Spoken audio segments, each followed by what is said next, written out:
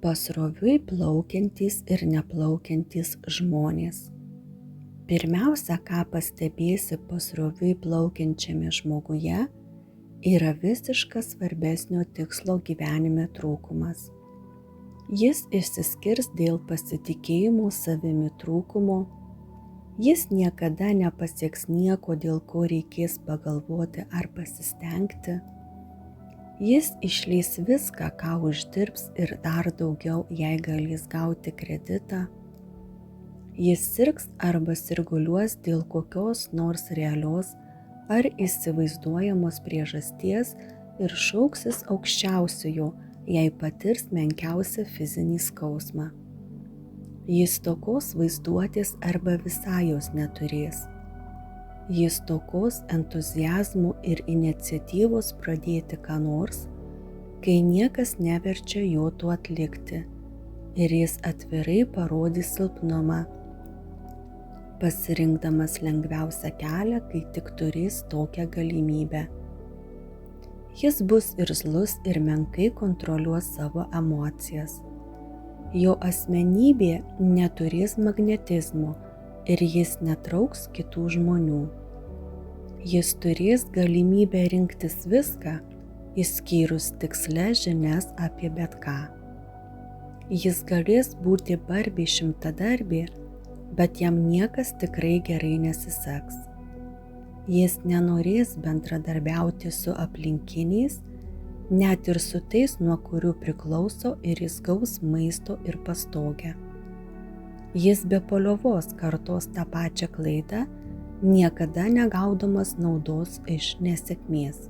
Jis bus riboto mąstymo ir netolerantiškas dėl visų dalykų, pasirengęs nukryžiuoti tuos, kurie su juo nesutinka.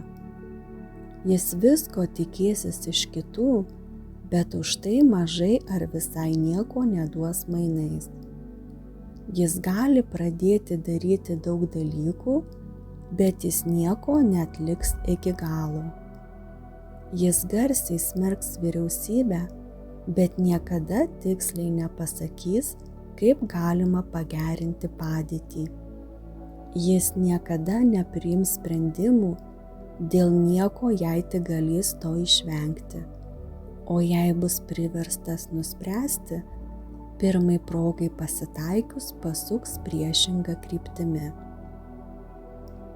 Jis per daug valgys ir per mažai mankštinsis. Jis išgers alkoholinį gėrimą, jei kas nors už jį sumokės. Jis loš, jei galės tai daryti kreditan.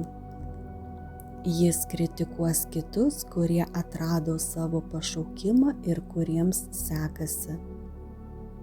Trumpai tariant, pasroviui plaukiantis žmogus labiau stengsis, kad išsisuktų nuo galvojimo, nei dauguma stengiasi, kad gerai užsidirbtų pragyvenimui. Jis meluos užuot pripažinęs savo neišmanymą dėl bet kurio dalyko. Jei jis dirbs kitiems, kritikuos juos už nugarų ir girs jiems girdint. Pasroviui neplaukiantį žmogų būtų galima apibūdinti taip. Pirmas pasroviui neplaukiančio žmogaus požymis yra toks.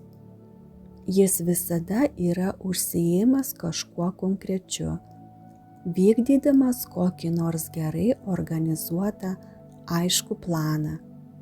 Jis turi pagrindinį tikslą gyvenime ir visada dirba, kad jį pasiektų. Taip pat turi užsibrėžęs daug mažesnių tikslų, kurie visi veda į pagrindinį planą. Jo balso tonas, žingsnių greitumas, žaižaravimas akyse, tai kaip greitai jis priima sprendimus, aiškiai paženklina jį kaip žmogų, kuris tiksliai žino, ko nori ir kuris yra tvirtai pasiryžęs tai gauti. Nesvarbu, kiek ilgai tai užtruks, ar kiek už tai gali tekti sumokėti.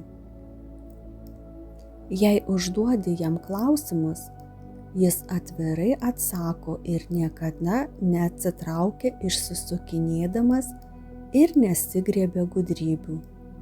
Jis daro daug paslaugų kitiems, bet kukliai priima kitų daromas paslaugas arba visai jų nepriima.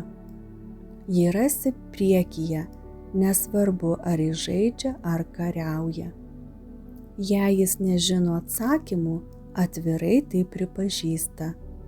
Jo atmintis gera, jis niekada neieško alibi savo nusižengimams. Jis niekada nekaltina kitų už savo klaidas, net jei kiti žmonės ir nusipelno būti kaltinami. Anksčiau buvo vadinamas tokiu žmogumi, kuris eina ir pasiima tai, ko nori. Tačiau šiais laikais jis vadinamas žmogumi, kuris eina ir atiduoda. Rasi jį vadovaujant didžiausiai komerciniai įmoniai mieste, gyvenantį geriausioje gatvėje, vairuojantį geriausią automobilį ir leidžiantį pajusti savo buvimą, kad ir kur jis būtų. Jis įkvepia visus, kurie pajunta jo proto skvarbą. Pagrindinis išskirtinis pasroviui neplaukiančio žmogaus bruožas yra toks: jis turi savo galvą ir naudoja ją viskam.